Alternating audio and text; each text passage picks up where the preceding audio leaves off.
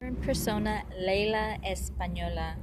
So, day one of my diagnosis, and I made my superstar a Korean victim of liver failure. I don't know if it's cancer or whatever she has, but now I can relate, and that's where I choose certain specific music to my liking, of course, and not so much the artist, but what their interpretation. I mean, physical attraction is always nice, but it's their mentality, the way they think and carry themselves, and how they present themselves in video that capture my eye, and I'm always listening. So, me being an underground artist at age 14, I started going to you know, uh, my uncle was an artist with Bandido and Santana and all that way before Santana in my adulthood. So I was always in the music industry,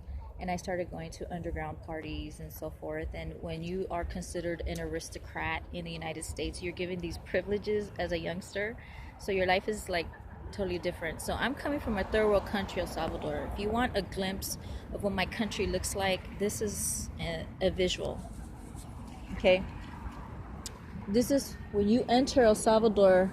Of course, yes, we have the rich and the poor. There's no middle class. You're either rich or poor. So, you know, I'm considered poor in the United States, and I don't care because I have a way out of poverty, whether they oppress me for their reasons or some other form or way.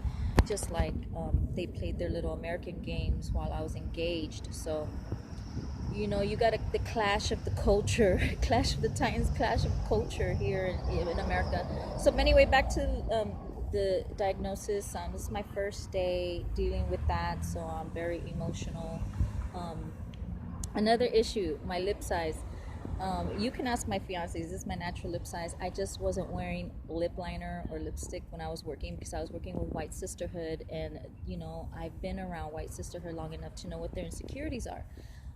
And when I'm given a job of superiority and authority, you have to be presentable. And the majority of these superior people, of course, are Caucasian or European. So